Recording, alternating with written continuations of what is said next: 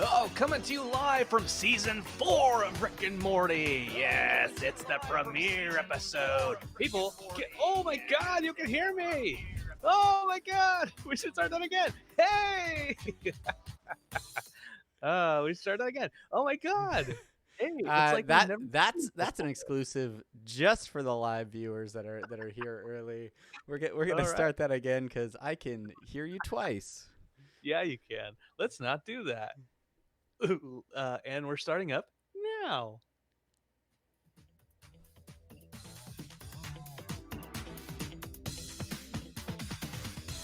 Coming to you live from season 4 of Rick and Morty. Yes, that's right. It's the premiere episode. People, get hyped. Get hyped as F with us, Interdimensional RSS, the unofficial Rick and Morty podcast.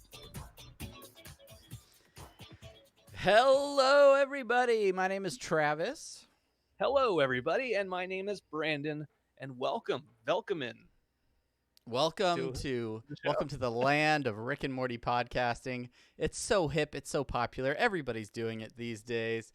But Rick and Morty is back. Season 4 is in full swing, and we are here with your interdimensional RSS fix, talking about all things Rick and Morty for season 4. So happy you're with us. Maybe you haven't been hanging out with us in a while. Maybe it's been 770-ish days since you last heard our voices. But we have been here. We have been recording all through this very long off season. But we are so excited to be back and talking about a brand new Rick and Morty episode. Rick, die, repeat. Die another Tomorty. Anyway, yeah. we'll get in the actual episode later. I typed it so many times in the last two, it's a long episode title for sure, for a great episode. But anyway, I'm getting ahead of myself. Thank you to you listening, whether you are watching live on YouTube or on Twitch, or if you're listening later on your favorite podcatcher, whatever that might be. And if you're listening for the very first time, make sure that you're following us on all of the social media platforms in existence. We're on nearly all of them. We're on RickandMortyPodcast.reddit.com and the RickandMorty.reddit.com subreddits. We're all up in those subreddits. You can follow our website where it has all of our episodes. That's RickandMortyPod.com, Facebook.com/RickandMortyPodcast, RickandMortyPodcast@gmail.com if you want to send us an email. And our Twitter isn't on here, but that's Rick and Morty Pod, right? Yeah, that's right. Twitter @Rick and Morty Pod. Go over there to Twitter for that. And then if you want to follow on Instagram, and I'm sure you do, there's a ton of great artwork by the fans out there that we try to repost as much as we can. Cosplayers, what have you. Check out what the fandoms is doing, not the fan duels. The fandoms is doing over on our Instagram @Rick and Morty Podcast, and that's what I have for that. Yeah, that's that. And as I mentioned earlier, we are streaming these episodes live. We were not doing that in the previous season. So if you do want to follow the live episodes, or if you just want to see our faces, you want to know which one's the bald one, which one has glasses. Maybe we both have glasses. I don't know. You won't know unless you check the video. And you can do that at youtube.com/apatheticenthusiasm or over on Twitch at twitch.tv/apatheticenthusiasm. You can follow, you can subscribe, you can watch old episodes, you can watch brand new episodes, whatever you want to do. And then we do have the Patreon, patreon.com/rickandmortypod. If you love the show so much you feel like sending a few dollars our way, that's the way to do it over at patreon.com. Brandon. That's it. That's all that stuff's out of the way. The must-dos are done, and now we can get into the fun stuff. How are you feeling? It's been an exciting weekend. It's been an exhausting weekend as Rick and Morty podcasters. It's been everything. It has been, and I want to get all into it. But first, for those who might just be joining us, maybe this is your first experience, your foray into Interdimensional RSS. We have a couple of sections that we go through. First up is a new section. What do we call that, Travis? I didn't know we had a new section. What is happening, Brandon? I'm freaking out. No, not new section. News. Oh, news. No, Sort news. of semi-pertinent news. I was gonna Trello in there. Semi-pertinent news. That's right. It's for your news holes. News holes. News holes. Bunch of news holes Yeah. listening to this. Yes, that's right. Our first segment is semi-pertinent news, and wouldn't you know it, with the new seasons bring so much new news. So much new news. First up, we have Cryptozoic, the company that makes the Rick and Morty trading trading cards, and a bunch of Rick and Morty games have come out with a brand new dice-based game based off of the season 4 premiere, Edge of Tomorty, Rickpeat. But it's interesting to note this game. They were in develop. It was in development at the same time uh, the episode was being worked on. So they actually named it the Morty Zone Dice Game based off of a working title that was in production for season 4, episode 1. So, anyways, regardless, we're gonna get a copy of that game to play with eventually. But I just thought it was really cool that uh, behind the scenes they were all putting this stuff together to get a game out like day 1 Yeah. of season. Speaking of having things out day 1 or even prior to day 1, if you are a fan of collectible vinyl figurines made by companies like Funko, there are a whole bunch of Funko Pops that you can pick up to celebrate the new episode of Rick and Morty. They have a ton of figures. There's a Kirkland Meeseeks. You can get Shrimp Rick. I think you can get Teddy Bear Rick. Can you Crystal Morty? Death Crystal Morty. Yeah, they're all there. So complete your collection now. These again are not sponsors. These are just things that are existing in the world. We don't get sponsors. This is all. This is all from the support us with your love. Something that I got a link to earlier today from a buddy of mine was over at Mondo Tees. There are these really, really high detail, high quality Rick and Morty figures that going for $100 for the regular, and then $120 for the deluxe version of these figurines. And they're the figures where they stand about yay tall, so about a forearm's length, and you can swap out their arms, you can swap out their heads. There's like a little mini Pickle Rick fighting against a rat. A bunch of really, really cool. I have a link to it in the show notes, but if there's like a payment plan you can do if you want to just do like however many installments of $19.99 to get it. And I'm like, ugh, I'm like, you're that really close. thinking about it there. Is that price point per figure, like one for Rick and one for Morty? No, it's for both. It's for the set. Okay. Yeah. So the $100 version is just for the $100 version is not with the evil Morty and evil Rick head. Okay. Yeah. You gotta go deluxe. So many customizable options. Go D, go home. That's what they say. I heard that. Additionally, this slapped me in the inbox this morning. If you haven't heard some of our off-season episodes, we are enamored with Teenage Engineering's Pocket Operators and the C-137 PO C-130, or is it just PO 137? The Rick and Morty Pocket Operators that are preloaded with Rick and Morty sound effects and greatness. All sorts of wonderful. You can play human music right as soon as you get the batteries in there.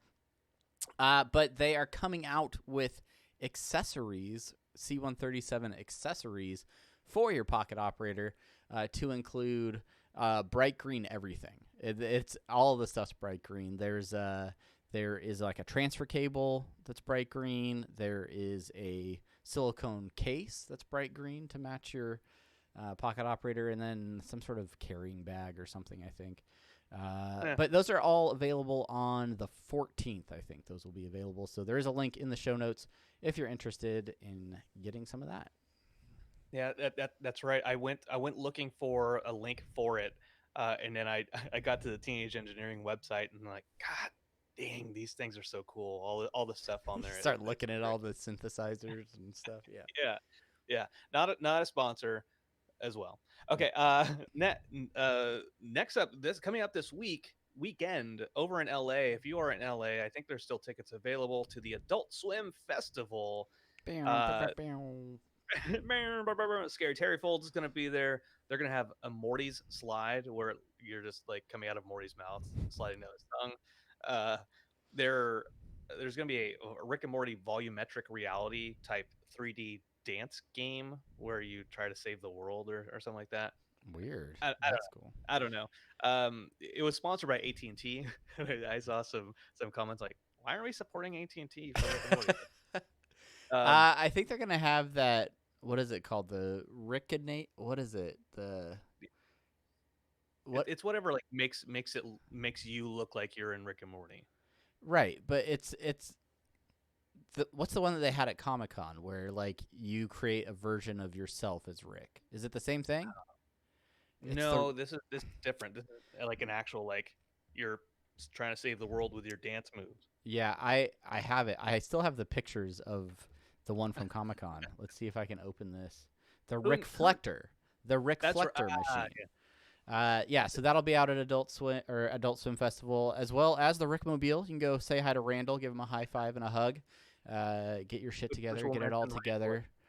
And We'll mention Randall again. We're late in it in a little bit, I think. yeah, And but and yeah, then to top it off, yeah, to top it all off, man, like they're doing a new episode that night, right? yeah. Uh, So if you want to catch an episode early, you can watch it in a sea of fans. Which I will say, the fact that we got to see that episode scored live at last year's Adult Swim Festival, and just being like in a crowd of Rick and Morty fans, it's a very unique way to watch an episode. It's a lot of fun. So yeah, definitely go check it out. Plus, tons of live music, some stand up comedy, tons of folks out there. So go check them out. Check go it. Check it. go do Check it. Check. that. And finally, before we get into the episode, we have a little bit of something called the Dan Harmon Social Media Minute. Dan Harmon Social Media Minute. I'm just gonna draw in like find my inner strong bad, and I'll just do that. Oh, That's neat. check it the Instagram. Anyway, yeah, this is the part of the show that, again, if you've been away, we started doing Dan Harmon's tweet of the week, and then Dan Harmon quit Twitter. So we've just created the Dan Harmon Social Media Minute, and this is basically where we check in on Dan Harmon's Instagram and highlight a particular post from the last week. This particular post is about a day old, and this was Dan Harmon's way of celebrating the return of Rick and Morty by posting a picture with some aging beef, as he puts it. Oh yeah, there he is. There that they guy. are. Joel McHale. Damn it. For like the last 2 days since I put that in the show notes, I'm like, what is his name? Why did I just put Community Guy in the show notes? Well, he is a guy that was on Dan's hit show Community, but he is taking a picture with Joel McHale in what appears to be some sort of meat locker, maybe where they are aging beef. So the full caption reads, "Did someone order the aging beef and also all this meat that's getting older, and also 2 young Hollywood creatives?" So good, Dan. Great stuff. Yeah, and then most everything else on his Instagram right now is workout videos. So you can go check those out and and enjoy Dan Harmon's Social Media Minute. That's no, right. not even a mention of Rick and Morty so far. It's Yeah, good on him. Who needs it? Who needs it? He's getting paid. He doesn't need to mention it.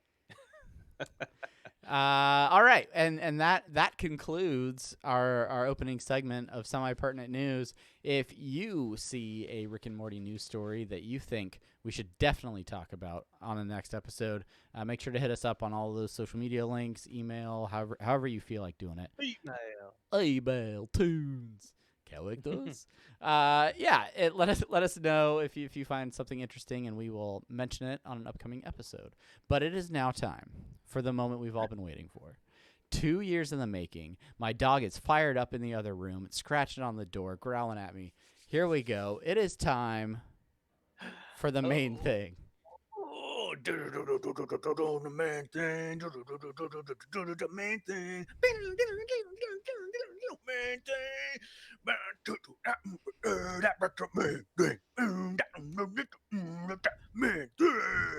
It's a main thing. It's amazing. So good. You're so fired up, Brandon. Guys, what are we gonna talk about for the main thing? What could the topic possibly be? Let's talk about something for 2 years. Yeah, we're gonna do a character study tonight. I think we're really gonna start getting into some side characters that only appear in the comics. I think that's the discussion we're gonna have tonight. Oh shoot, yeah, that'd be great. What are we talking about? Of course, we are talking about the season 4 premiere episode, Edge of Tomorty, Rick, Die, Repeat. Oh my god. Oh man. Oh geez. Let's get some initial episode details out of the way. It aired yesterday, the 10th of November, written by a longtime series writer Mike McMahon, who's has since moved on to co-creating the show Solar Opposites with Justin Roiland. Directed by Erica Hayes, longtime artist. She's been with the show for forever basically, and this is her first directorial gig, and she is the first female to direct an episode of Rick and Morty. So really cool there. You may recognize her. A couple years ago, they did a live stream, a live episode creation with Roiland and Harmon, and she was doing that was like at a Comic-Con or something, right? They were doing that, or yeah. And I read an interview with her recently, and she's like, yeah, it was great, but I'll never do it again. They did it. They did another one of those at this last Comic-Con for their Rick and Morty Out on the Green or whatever they had for that, and it just seemed like so stressful. As a person that likes to draw on occasion, the idea of having to like draw quickly and live in front of a huge audience to try and entertain them, yeah, that seems real tough. Ad lib animation, let me tell you, not something. No, thank you. But yeah, so we have a new episode, and apparently we're gonna remember how we review episodes on this podcast, because it's been a minute. But I think the best way for us to start out is with the episode Bronopsis, or the synopsis of the episode as provided by Adult Swim. Brandon, you wanna read this one for us? Yeah. Morty goes nuts this time, dog. Rick does stuff. Season 4 premiere, bruh. We got a bruh in there. And that is the Adult Swim synopsis for this episode.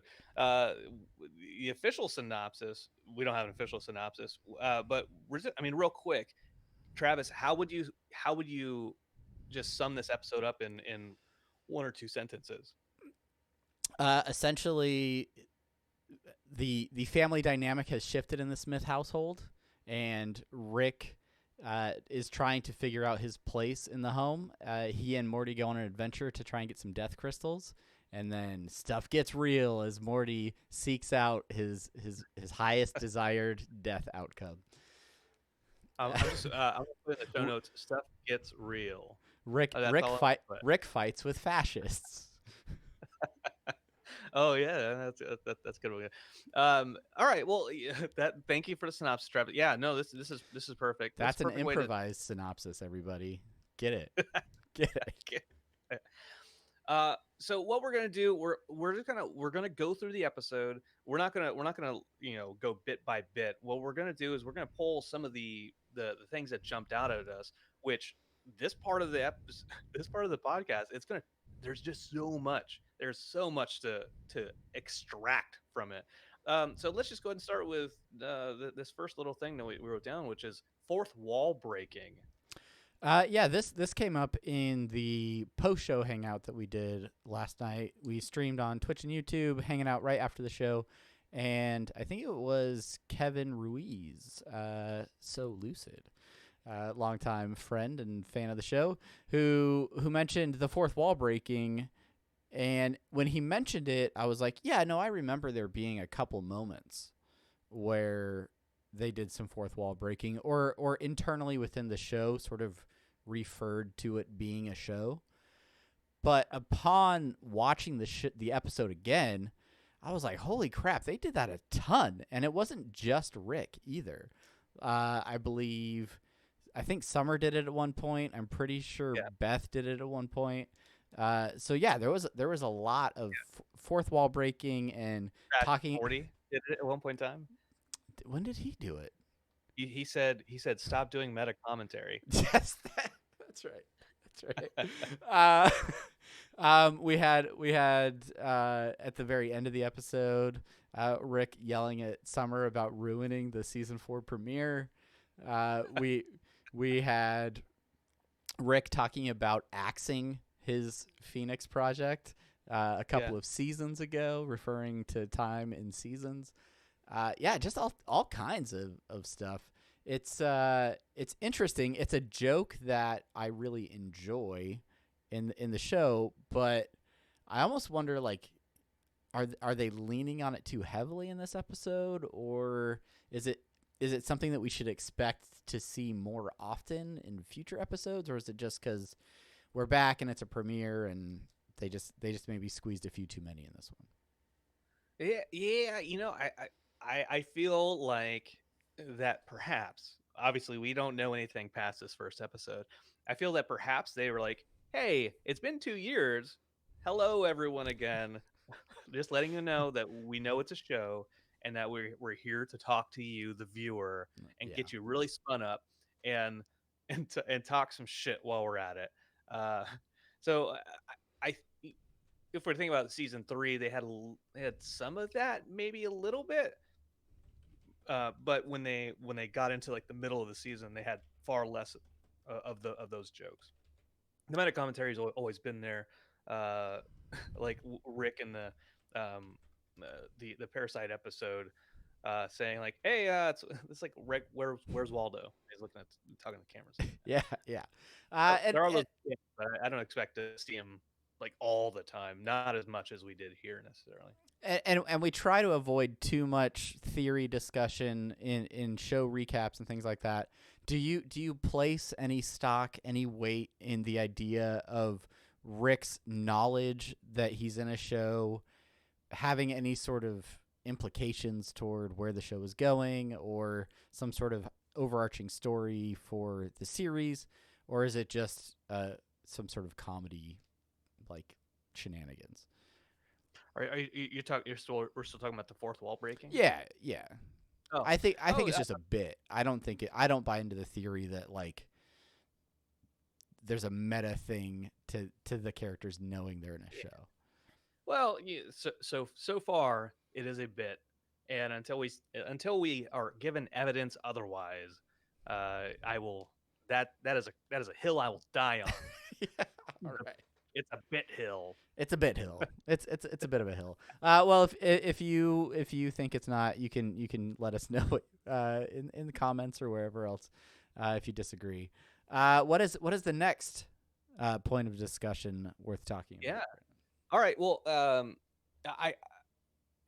the next thing we have here is focusing on the future while ignoring the present. Rick says to Morty, I think you think ahead and live in the moment. So if you have the episode, you can stream the episode, and then you can stream like the behind the scenes where Harmon talks about the episode a little bit. Mike McMahon talks about the episode a little bit, and Mike McMahon goes on to say, this episode is that the moral of, if if you know your future so much and you're chained to it, are you really living a life worth living? And you know, other than the Rick part, I think the Rick part is kind of separate. Um, the Morty aspect of the story completely lives by that, and it gets to the point where the joke is that every single syllable that he's saying out loud is like, is that is this what is what should I say this pasta Peru.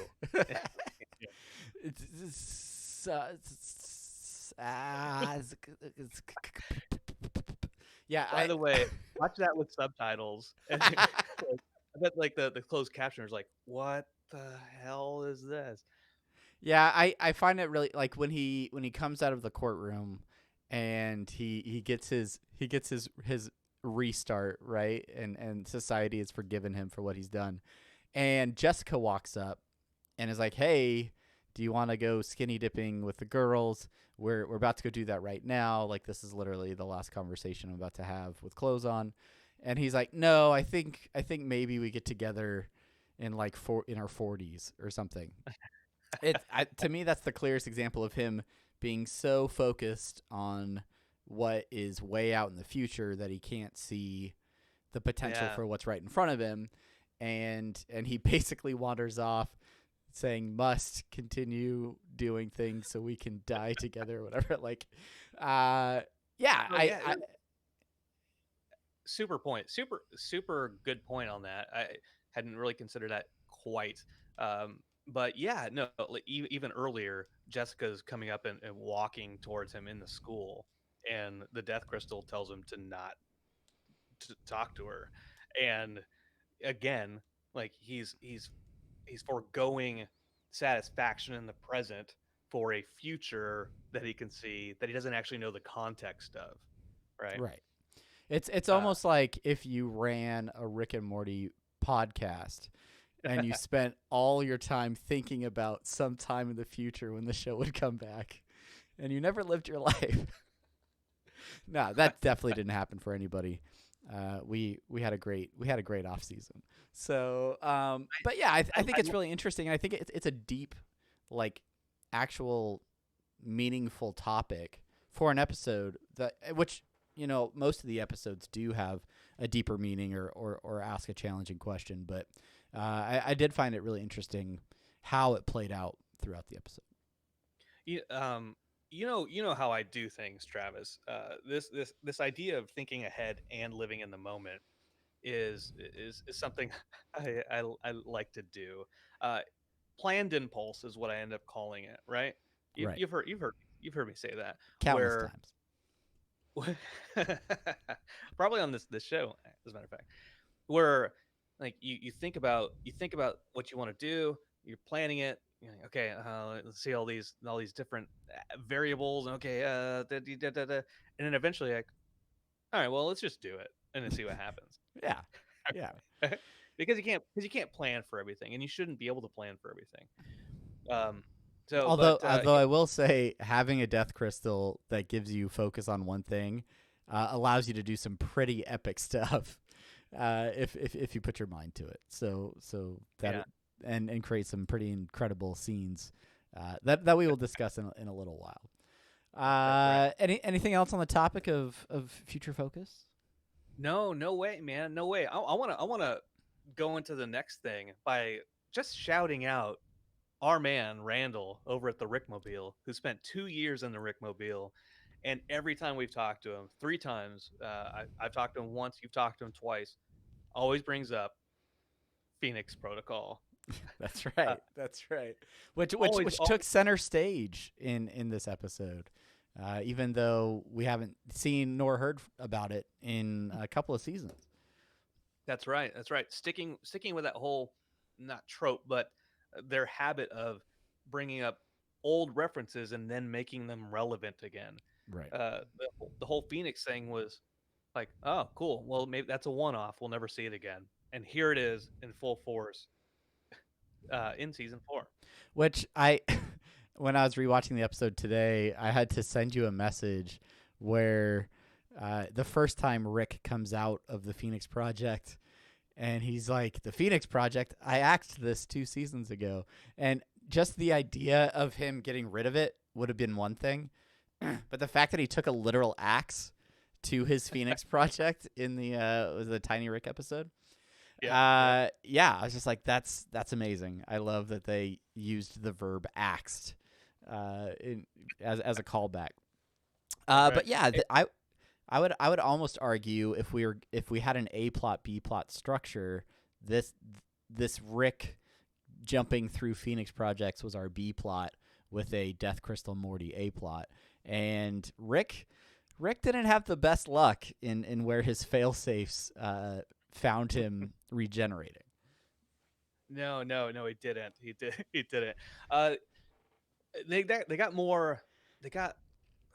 It started off normal, got a little bit absurd, and then came with a thoughtful, heartfelt finish. But yeah, they started with fascist Morty or fascist Rick, real quick. Then went to shrimp Rick, and then woke up in the body of teddy bear Rick, killed himself immediately, and then found himself in the body of wasp Rick. And before, I just thought it was such a cool way that Harmon in the after clip says, there's a way you can kill Rick. There's a way you can kill these characters that you know and love that are that seem omnipotent and invincible. There's a way to kill Rick. I'm not gonna tell you what it is what he says. But it's so cool to me that they use that kind of concept of conscious transfer across dimensions for him to keep coming back. That our C-137 Rick, essentially, right? Yeah, and that was a question that came up last night in our hangout as well. Does this mean C-137 Rick doesn't exist anymore? I think it's hard to. I almost put the label of C-137 more on the consciousness than the physical Rick, and when you realize how many times Rick has probably cloned himself or done some sort of body modification, titanium skeleton enhancement thing. Who knows what the original physical Rick is. But yeah, I think what we missed for the sake of the 20-something minutes that we had to actually watch an episode, they probably went and cloned Rick's body to get him into his actual Rickness self and out of his wasp consciousness or his wasp version of himself. Yeah, but he's gonna keep doing what Rick does. He's gonna clone and mutate and whatever else the writers could come up with. But he is still at his core the Rickest Rick. He's gonna keep it up. He's gonna keep it up. The one thing that I loved that is pointed out in Reddit by a few folks is I probably, is it back there? I don't know if I have it written down, but I will shout them out. Folks on Reddit, they mentioned that inside the garage there's all the different types of time travel stuff. So fascist time travel stuff, fascist or shrimp time travel stuff. It's all labeled that way. Yeah, wasp time travel stuff. It's all in the background listed out like that. So great. Speaking of so great, so many deaths. One of the first things we saw or thought of and commented to each other while we were watching it, while everyone on the stream was going like, "Are you going to say anything?" was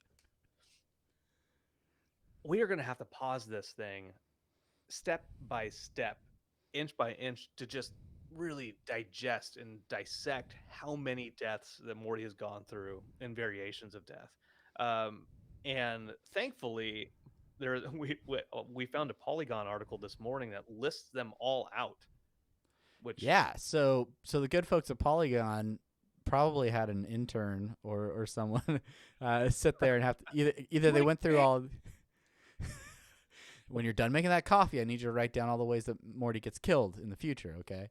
Yeah, and so instead of having to wait until Master of All Science gets every screenshot uploaded to their website, we can just refer to this Polygon article and highlight. They have a list of all of the ways that they saw Morty meet his fate and end up dead.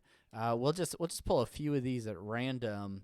There's middle-aged Morty dies of a heart attack while taking a shit and smoking a cigarette. Rick and Morty die in the trash compactor from Star Wars. A zoned out Morty is hit by a truck while crossing the street because he's looking at his phone. I saw that one a couple times.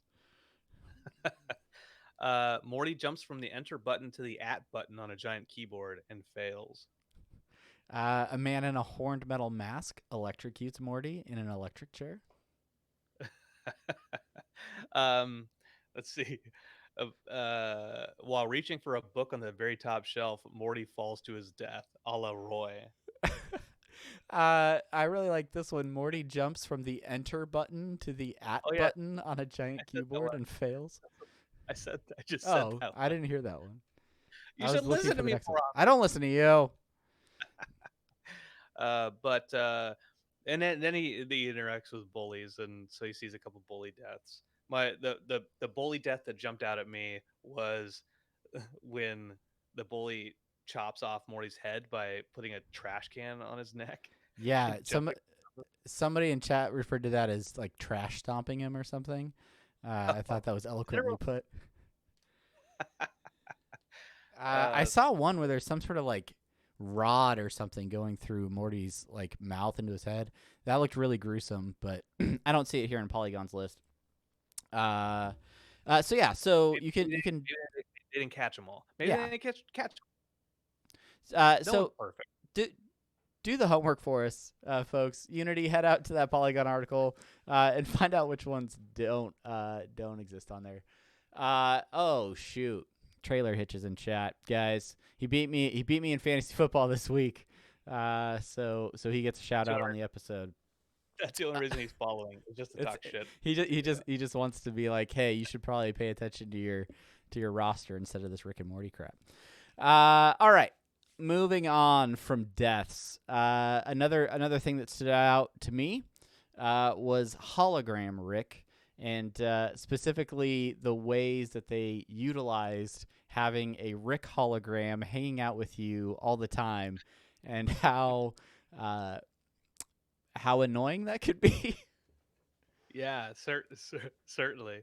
The Hologram Rick was great. The first time we watched it last night, I was paying attention to the stream in the subreddit, so I got a little bit distracted, and I was like, I don't actually know what's going on with Hologram Rick. Like, how is he there?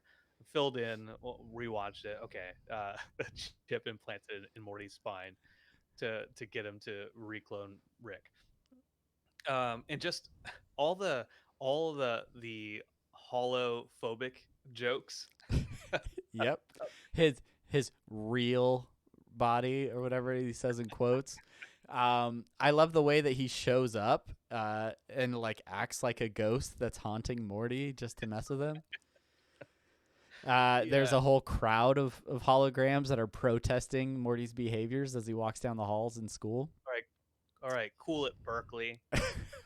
But along with all of those things, the way that the animators chose to depict some of the behaviors with the hologram Rick, I found really interesting. There's a point right when Morty is leaving the Death Crystal planet and he's flying in the spaceship, and you see the hologram Rick just kind of like walking around like the floor doesn't matter. So he's just acting like he would if there was a floor there.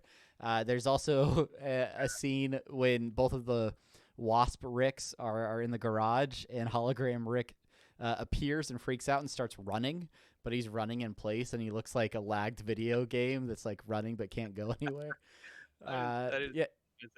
There's some good little bits in there with hologram Rick. When Morty first takes off, when the hologram first shows up, and the hologram like floats up with the ship and doesn't actually move. Yeah. solid stuff. Good stuff. My favorite hologram Rick interaction was when he's eating eating chicken. He's eating fried chicken out of the bucket. And even without like the interaction, just him eating a hologram eating a bucket of chicken is hilarious to me. But then Morty is like, I bologna and orange is what he. He's like, yeah, you're not getting any nutrients either, so don't judge me. Uh, but the last. I'm moving on from hologram Rick, unless you have something to mention No, about no, it. no, no, we're good. The one thing that I caught kind of, but I didn't really harp on until I rewatched it was just how the writers dealt with the season 3 backlash. it, Okay. um, and I don't know if you know where I'm going with this, but the whole fascist Morty thing was just all about uh, how toxic the fans were, and how they're like just kind of making fun of him. So the Yeah, the, and the whole if you listen to Harmontown, like there was a period there where Dan Harmon was really talking about Nazis and fascism quite a bit, which I feel probably coincides to around the time when they got back on contract and started writing new episodes. So I wouldn't be shocked if they all kind of came together and appeared in what we saw last night in the episode. Yeah, no, absolutely. So like when Rick first clones into the new body, he meets fascist Rick.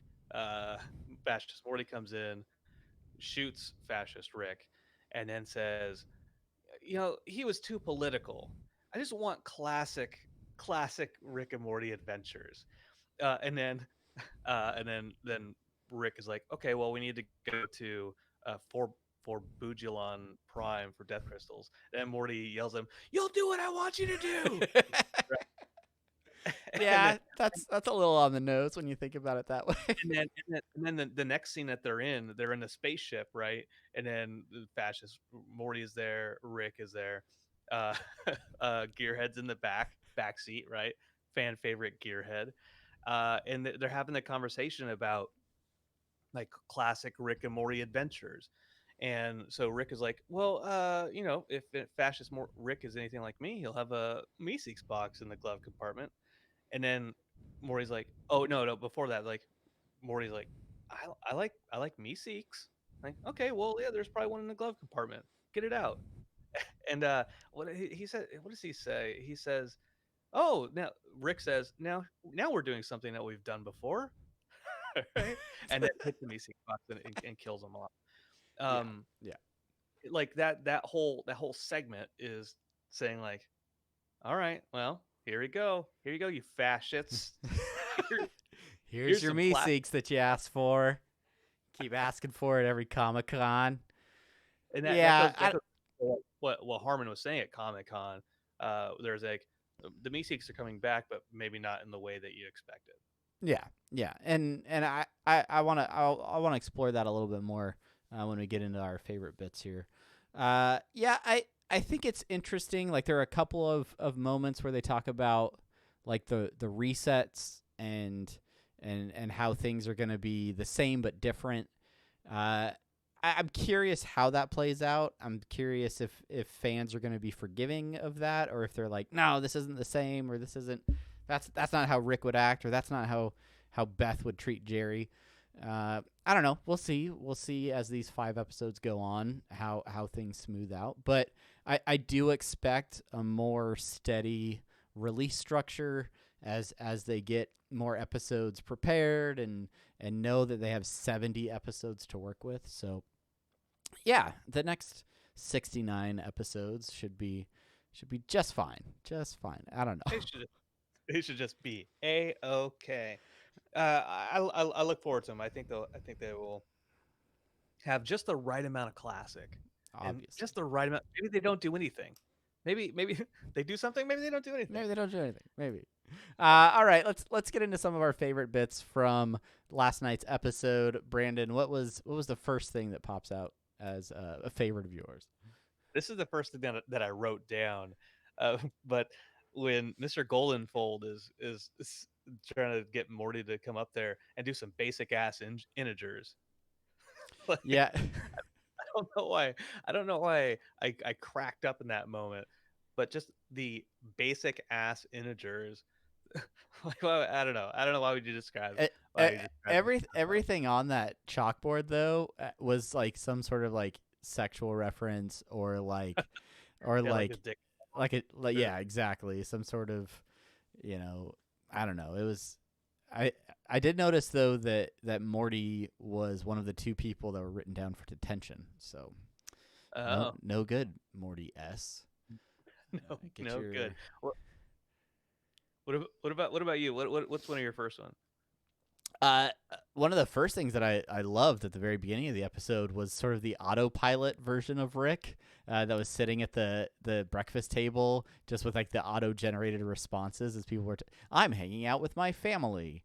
And then he's like, all right, I'm done eating breakfast and I finished my Amazon wish list. Let's go, Morty. I just like the idea that he completely detaches from his consciousness so that he can work on his Amazon wish list without having to, but still placating his family by having false interactions. Yeah, that's right.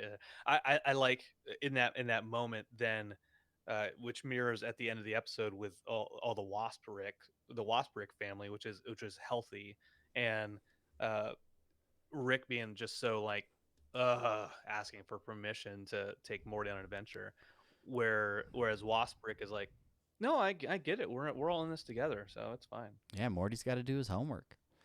and C-137 is like, oh, I guess I don't have it as bad as I thought. That scene actually has another one of my favorite bits, and that is the golden fold caterpillar that they are all feasting upon and toying with on the dinner table. Just some great voice acting by Brandon Johnson. Yep. Just no, Tony, stop. and then he's like, run, my babies. And then and Morty's like, ooh, bonus, and just quickly eats Goldenfold's little caterpillar with babies. That's such a fucking cruel. Oh, that's so great. That's so great. Um, there's a couple pieces. Uh, when Morty is dealing with the bullies. I don't know if this is my favorite bit, but I one of the bullies said that he's gonna get Morty. This is his fait accompli. And I'm like, okay, well, you're too smart for me, show. Let me look this up. And so for those who are listening, fait accompli is a thing that has already happened or been decided before those affected hear about it, leaving them with no option but to accept it. Wow, So, that's deep. They're so you have to have a pretty high IQ. something happened already, and so it's like, all right, well, it happened already. Yeah. I guess I'll just accept it. Can't avoid it. Um, We talked a lot about Hologram Rick already, but his whole deal was something I really enjoyed. And then Summer's background bit, as Rick and Morty were ramping up for yet another pontificating in the garage season premiere ending, talking about 100 years and Rick and Morty maybe doing things, da da da. And then Summer chimes in the background, sort of just in a low voice. Yeah, why don't you guys this? Blah, blah, blah. And Rick calls her out and plays back a recording because he apparently records everything in the house. And she's all bitter and talking about them marrying each other and sucking each other off and things like that. And they're like, "Oh, Summer, you're so gross. You ruined season 4. You ruined the premiere." yeah, another meta moment. Yep, good stuff. There's a couple of pieces right around the trial that I really loved. With like the ticker tape on the bottom, there's a couple ticker markers. One said, it was like, no matter how you say LaCroix, you still sound stupid. LaCroix. LaCroix. And then the at the trial, um, Morty stumbles through it and tells the judge about Peru. Calls her, says like the little bird thing, reminiscent of like John Edwards, any of those people who speak to the dead. But then she runs off and she's like, "I'm coming, Condor." Later in the news section with the Nancy Grace, by the way, which my mom loves Nancy Grace and I despise Nancy Grace. So a couple of good moments in that Nancy Grace segment. It says on the bottom, the ticker, this isn't exact wording, but suicide, judges suicide tragic, but people say judges shouldn't believe in ghosts. It says it on the bottom. All right. Well, there you go. And And then the last bit with that news section, there's like in that area, uh, the guy saying to the woman, his co-anchor, uh, they talk about like, don't gaslight me. Oh, he talks about futuristic boy on Rampage. She's like, but first something silly, and then he calls her out. She's like, don't gaslight me. He's like, gaslighting doesn't exist. You're making up because you're effing crazy. Perfect gaslighting joke. Perfect gaslighting joke. Perfect. Flawlessly executed. One last thing that I have in my favorite question mark bits were the Meeseeks themselves. Everybody loves a good Meeseeks appearance. I do wonder how heavy-handed the Meeseeks were in this, and while it was good to see the Meeseeks back, are we satisfied with their return? We had almost 3, I guess, appearances of Meeseeks. We had the glove compartment Meeseeks. We had the Morty using them as a physical barrier against an army Meeseeks, and then a Kirkland Meeseeks, which was probably the highlight of the variety of Meeseeks. I'm really curious if this was just like, let's just use them because is it fan service that we're getting them, or would they have used them again in that capacity? I don't know. It's good to see them being used again because they are so popular.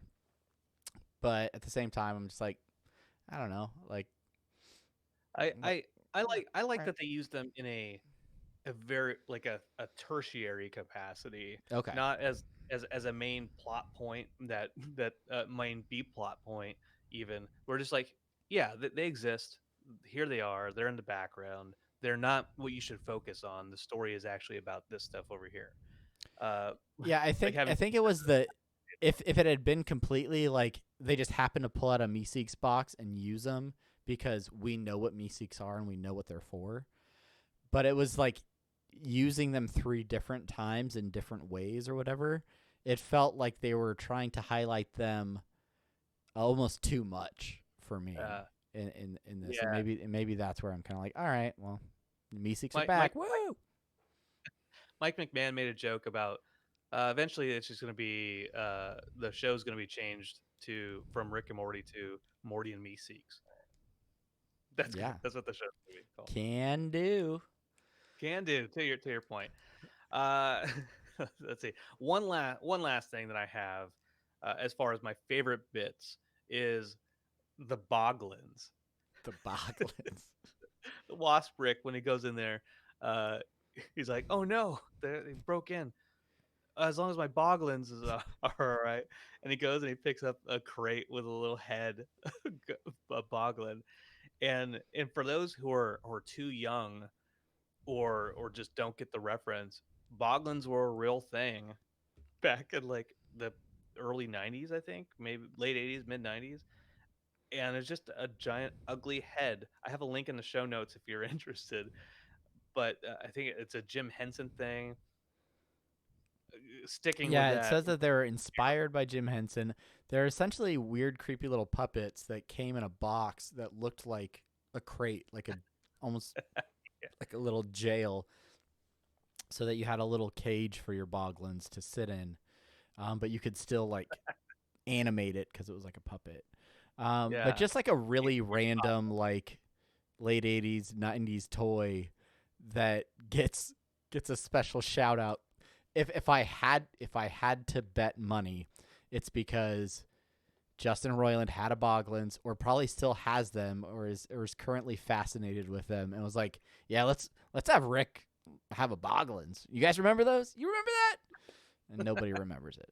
Nobody knows what you're talking about, Justin. That. Someone on Twitter mentioned that Kirkland Meeseeks. They were like, that just has a punchable face, and then I was like, yeah, it reminds me of a mid-90s Devon Sawa from a Final Destination. Because they had like the blonde hair that's parted in the middle. And I mentioned that to Chelsea, my wife, and she's like, "Oh yeah, definitely a punchable look." Such a Nothing, punchable. nothing against Devon Sawa. Love Final Destination. Not the point. Just I want to say Jonathan Taylor Thomas, but really his older brother in Home Improvement was more of that kind of kid. Whatever. Let's not get into mid-90s sitcoms. We'll get into that in our other podcast about home improvement, called the Tool Time Podcast. Definitely not a show that we're gonna do. I hate that we just did that. All right, one last thing of mention from this episode was the post-credits scene with the special shout out to Mike Mendell. For those of you that don't know, Mike Mendell has been as integral to the show as Dan or Justin or anyone else that potentially was working on it.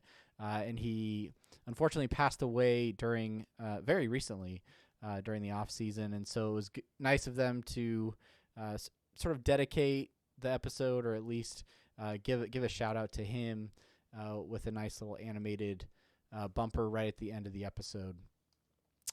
Which sort of him with what I'm assuming was maybe his dog, but with the door open sort of out into the cosmos, and just a nice little touch. I saw some tweets about it from cast and crew that worked with him, and they're honoring his memory and his work on the show. So that was very nice to see as well. Yeah. But before the show aired, Mike McMahon had tweeted, "Let your family know there are post episode scenes that happen. One of them is very important, and that obviously it was the most important one that they had. So, anyways, rest in peace. Condolences to cast and crew. Yep. All right, so that is it for our look at the episode. We have a grip. I'm sticking my mid '90s terminology. We have a grip of listener suggestions and short outs, all basically having to do with season 4. So let's get right into it. Over on Twitter, DM Greg 87 says it was awesome, no questions, just excited to watch the rest of the season for 100 years Morty. Oh yeah. 100 years. At Goran 93, right? One of us is gonna say it. Go for it. Okay. I hope we see more Kirkland brand Meeseeks. Yes. Never know. Hey, look, the rumor is that Grey Goose is basically Kirkland brand vodka. That's what the rumor is. Grey Goose says that's not true at all. But what I will say is that I will spend as little money as I can on as much vodka as I can. So I don't care if it's vodka liqueur, Kirkland, or Grey Goose, whatever's cheaper and is on buy one get one free at Publix or Winn-Dixie. Yeah, there you Same go. with me. I do not have a Costco membership anymore, so I'll be stuck with the traditional blue Meeseeks. Oh, poor blue Meeseeks. What do we got? It's at Spooters PNW, Heil Wasp Hitler. And we didn't see a Wasp Hitler. No, there wasn't, because they weren't fascist in that one. Maybe they just wanted us to say Heil Wasp. Okay, cut it. Let's cut that. Stop it.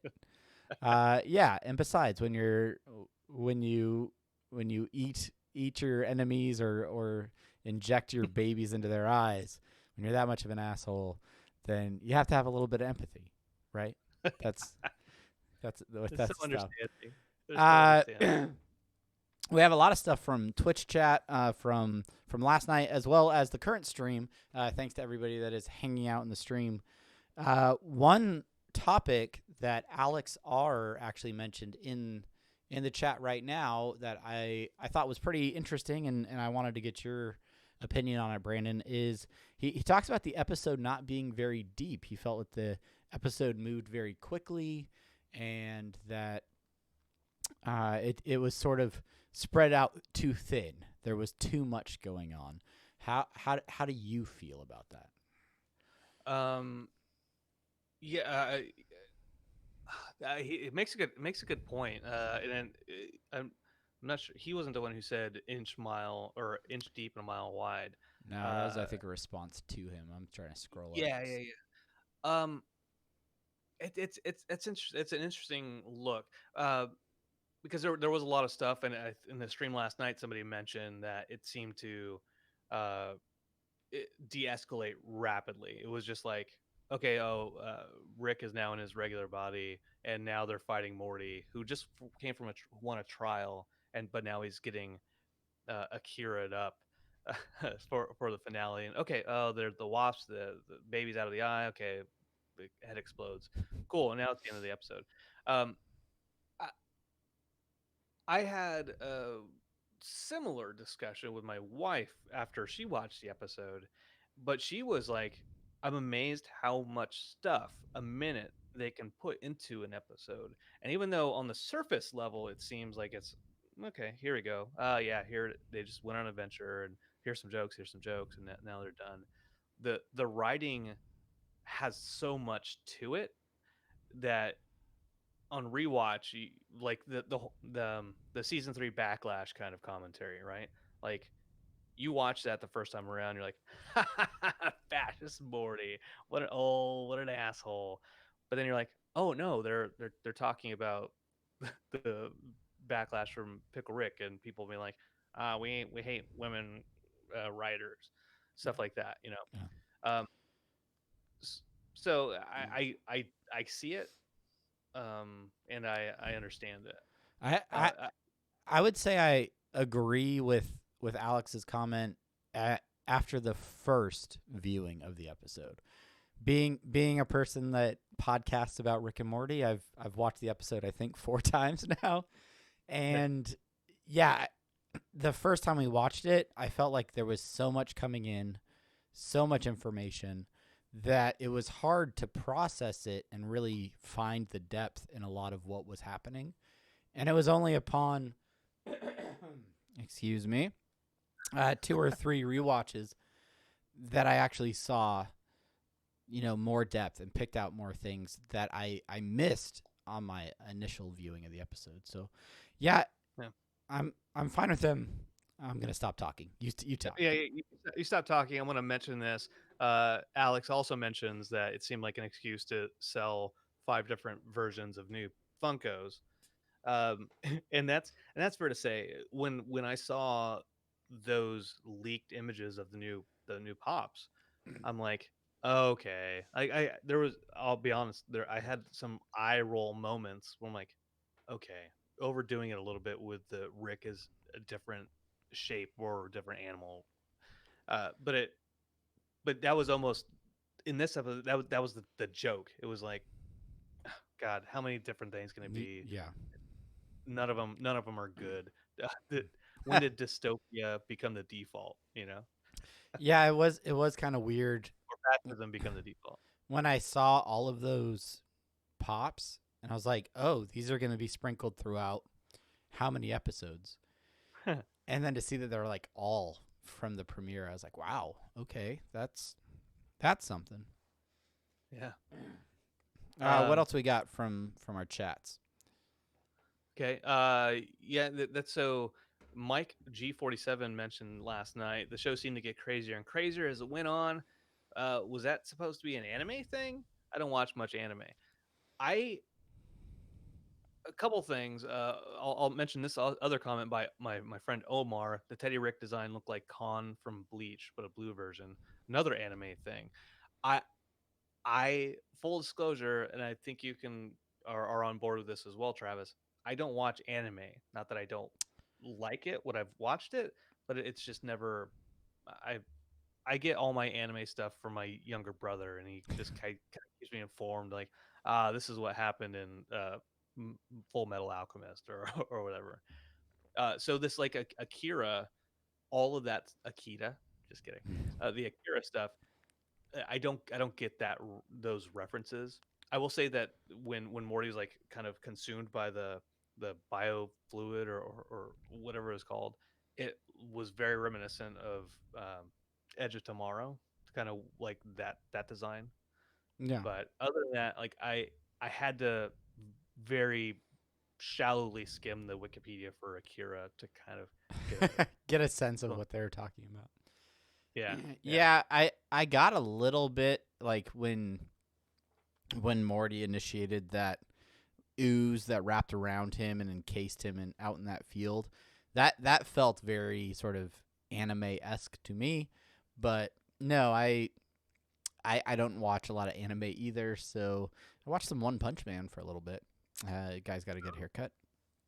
So, yeah, I don't know. I'm not a huge anime aficionado. So maybe you guys listeners can let us know if you felt like that as it got crazier and crazier, if that was a nod to anime traditions or if it's just the way that the episode was put together. Yeah. Any other highlights? Yeah, D Squeeze 321 mentions, and this is we didn't really talk about this in tonight at all yet, but one of my favorite scenes in his as well is when Morty is using the crystal to get the codes, and just the way it his his his finger moves over a number, it changes and goes back to a death, and then he goes back to it slowly, and then he goes to the other one. Oh, it changes. Oh, went too far. Go back to it. Like that was animation wise, beyond everything, whether with the writing or not, the animation is just so fucking perb in this. Yeah. Gets But give it. between little things like that, the fight scene where he goes Akira mode against the cops and against the bullies and against the world, and then even that scene towards the end where he like grows into this massive thing and he fights Hologram Rick and all that stuff. Just really solid animation that is something that makes me realize why this show takes a long time to produce, and I'm thankful that they put in as much work as they do to make it as good as it is. That's right. That's right. I want to say just a shout out to everyone who joined us last night for the post episode live stream while I was doing Reddit subreddit stuff. And also really a shout out to all the folks, all the moderators of the Rick and Morty subreddit. They stayed up late last night as late as I did and later moderating, putting everything together, making sure things flowed well. And I'm shouting them out because it's a thankless job for those guys. It's all volunteer. They've been there just as long as we have on the show, not if not longer, moderating the subreddit. Nobody gets a official thanks or recognition from Adult Swim or the Rick and Morty folks. And so I just want to make sure that they know that they are appreciated by us and hopefully by you as well. And Absolutely. Yeah, and a final shout out just to everybody who has been hanging out with us in the stream tonight. Appreciate you guys watching live and adding some flavor to this episode. And then everybody all the new followers on Twitter, over on Instagram that are maybe finding the podcast for the first time. Maybe this is the first time you've listened to an episode. We appreciate you joining us. Hopefully you're enjoying the show. Hopefully you're enjoying the content. We really enjoy the community of fans that we have to interact with and talk about Rick and Morty with. So thanks for joining us. If this is your very first time listening to this podcast, you can do us a huge favor by heading over to Apple Podcasts and writing a review, rating the show. It helps others to find the show, or if you don't feel like doing that, just tell a friend, tell a fellow Rick and Morty fan that you found a podcast you enjoy, and let them know. And that's gold, baby. That's it. Just like Colorado, golden Colorado. All right. Or popcorn. I don't know. I'm just thinking of golden things. Golden, yeah. Let's not chase down that rabbit hole too far. Yeah. All right. Well, that is it for this episode. Our next episode next week, because we will be releasing new episodes as long as they're releasing new Rick and Morty. It's going to be a little unconventional. Live streams may be a little funky. I am on vacation, but I'm on vacation in the same state that Brandon spends all of his time. So we're going to try and bring you an episode in a mobile fashion. But look forward to having that next week. Looking forward to new episodes next week. Let us know if you're headed to Adult Swim Festival. All of those things. And until then, I'm Travis. And I am Brandon. And thank you for listening to our show. Bye.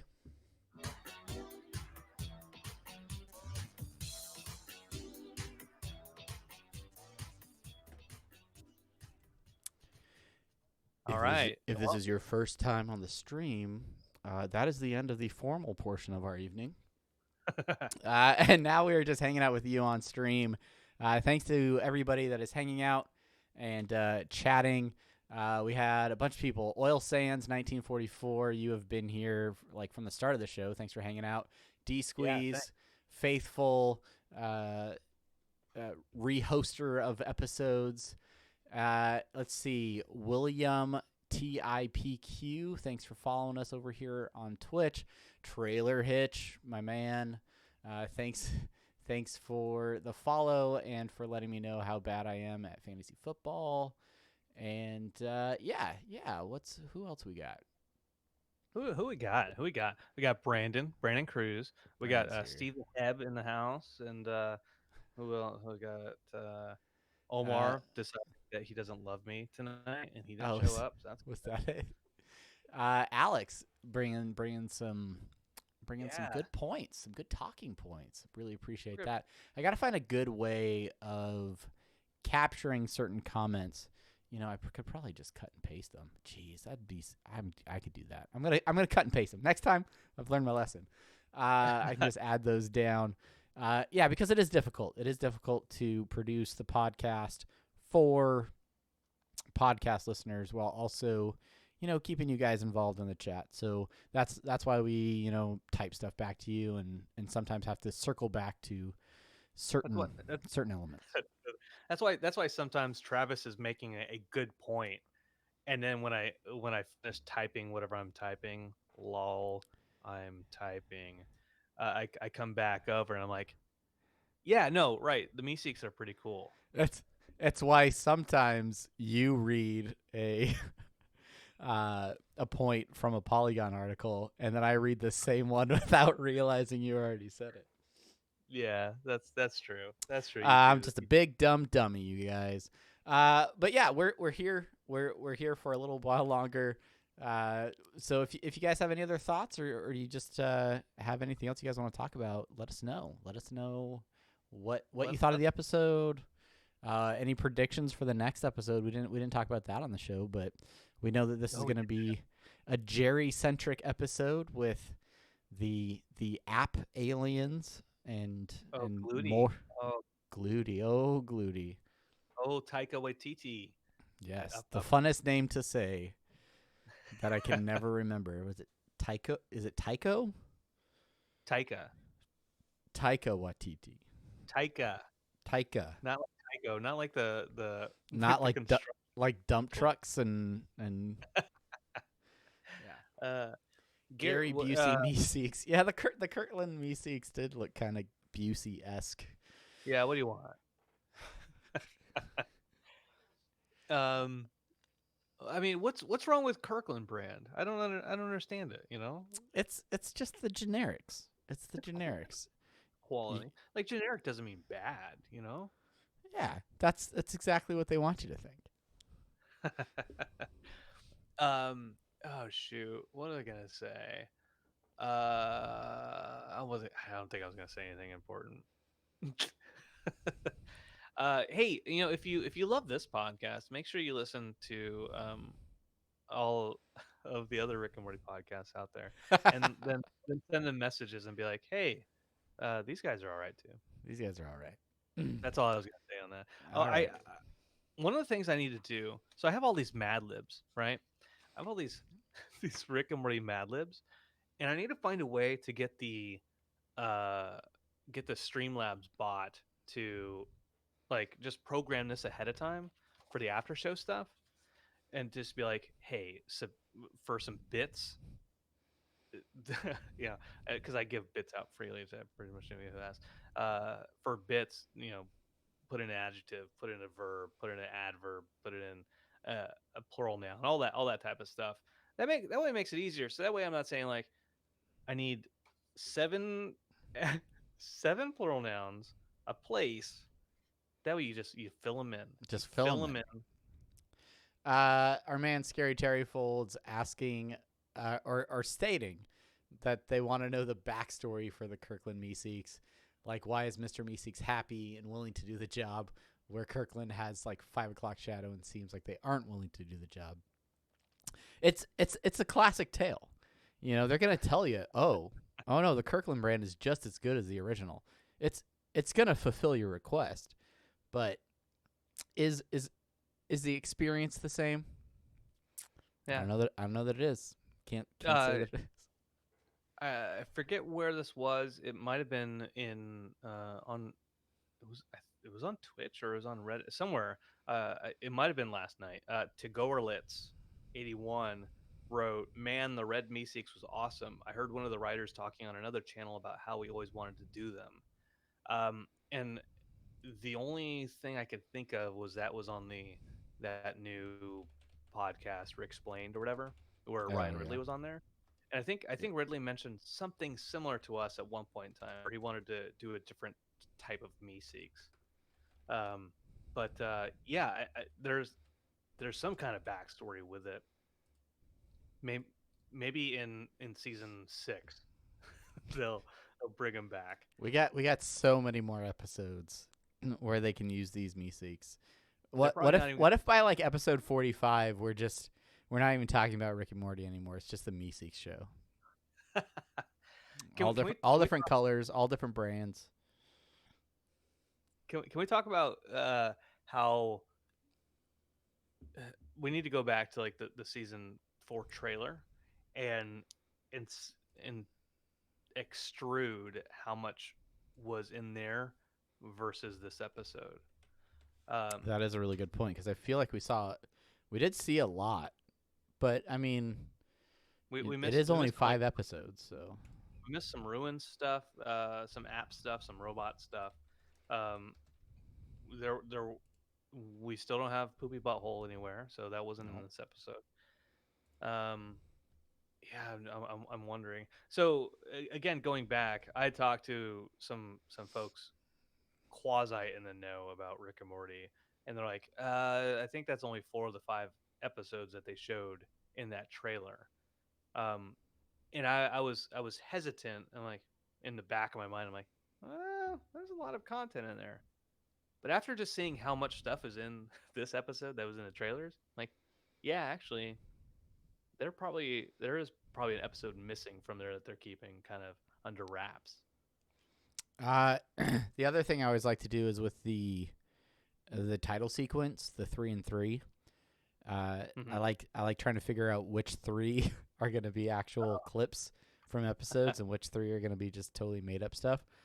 I'm thinking the 2-headed goose is probably an opening credits exclusive.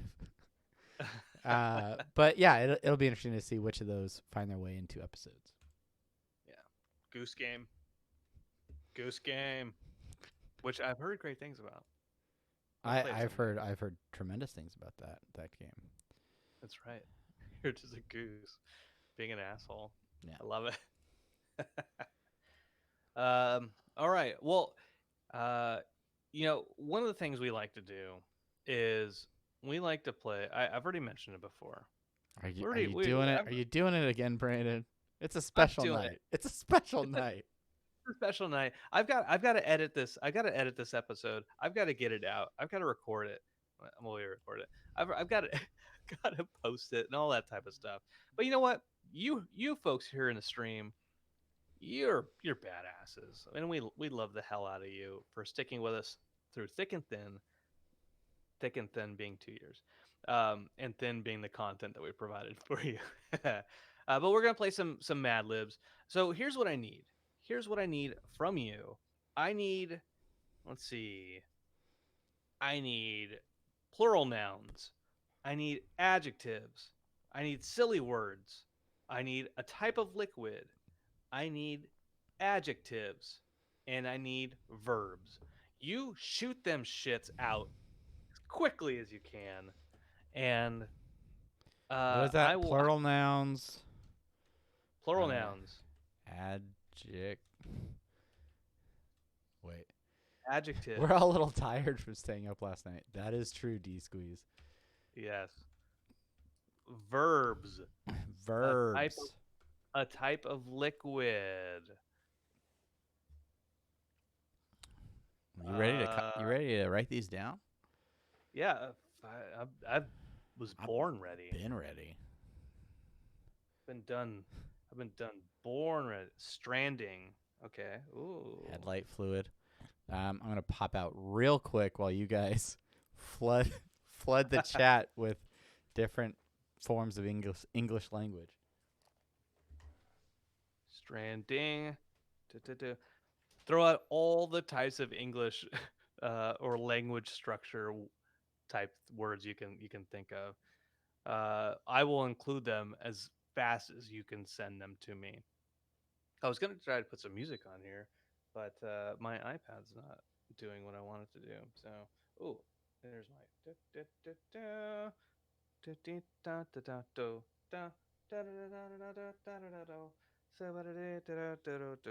ground is a noun. Ground is a noun or a verb. Tomato juice is a liquid. Give me some more nouns. Frozen. Ooh, adjective. Bam. Bam diddly damn. Where's my Toe Jam. Which is a great game for the Sega Genesis. Toe Jam is a word. Do it, do.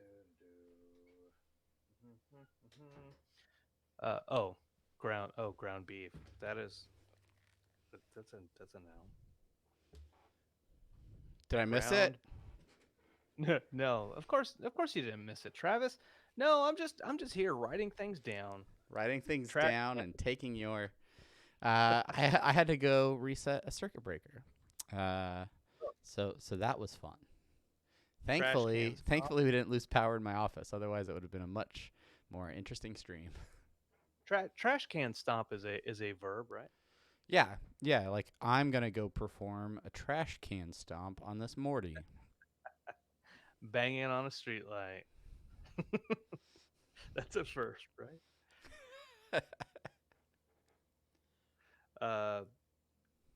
Circus. Oh, nice. Hey, all right. Circus. It's a place and a noun, I guess. I'm going to change that into a plural noun for sake of argument.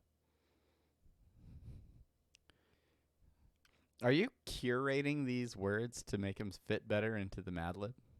A little bit. That goes against everything that Mad Lib stands for, Brandon. We got the beats. You got the beats. We got the beats. Oh, that's plural noun. Live streaming, is that a verb? Yeah, definitely. Give me a silly word while you're doing that. Ooh, sparkling. That fits in the adjective. I need a couple more adjectives, a couple more verbs, and a silly word.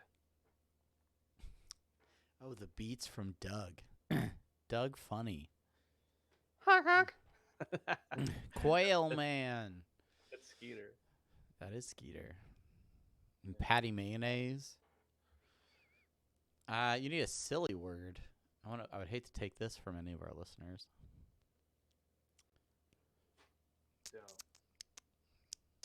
Squiggles.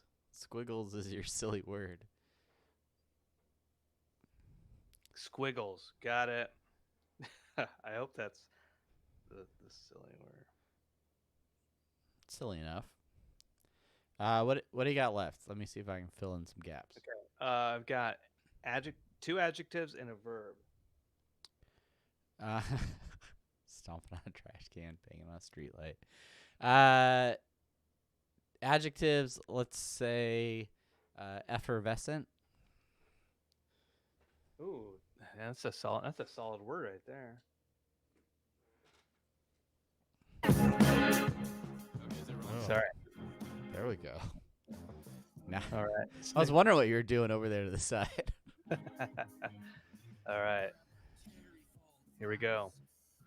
You give me two adjectives and a verb. Some train says snickle. I'll say squiggle is the verb. Okay. And snickle frites. Snickle frites. That's an amazing word. Is that auto brewery syndrome? Okay. Just two adjectives. Two adjectives. Glistening. Okay. That's a good one. Moist. Okay. So I'm gonna fill these in now, and Travis, you talk. You talk. Oh, I get to talk now. Well, let's talk a little bit about how exciting Mad Libs are, and the fact that they've been entertaining children for decades upon decades. They cost about $1 now. You can find them in bargain stores as well as children's book fairs. Yeah, that's all stuff that happens. What's everybody doing to celebrate season 4 ending in 4 weeks? Huh? Everybody, you guys planning your parties yet? You know, those season 4 mid-season break parties? Anybody hyped for that yet?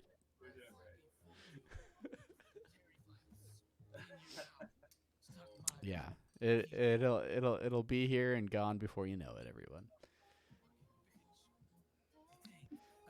We can use them to write the next nursery crimes. Yes, she hit him with a pail. I'm gonna go to Disney World and get some inspiration for some new nursery crimes. I think maybe we do a Snow White one. Maybe she's running an underground drug ring where the dwarves are transporting narcotics. Maybe there's a Peter Pan story somewhere about, I don't know, underage workers or something. You did fantastic job. I don't know what you're saying. It made no sense whatsoever. Yeah, Meeseeks are great, right? I just feel like you were stringing together words like a Mad Libs. Okay, here we go, everybody. This is the epic Mad Libs that you've been waiting for, that you've been dying for, ever since you were in second grade when you realized Mad Libs is a thing to help you do English things. Okay. To learn the parts of the English language. All right. This Mad Libs is entitled "How to Build a Plumbus." How to build a plumbus. While most circuses own a plumbus, very few know how these frozen devices are made. First, you take the dinglebop and trash can stomp it with a bunch of schleem. Remember, schleem can be reused over and over until it starts to grow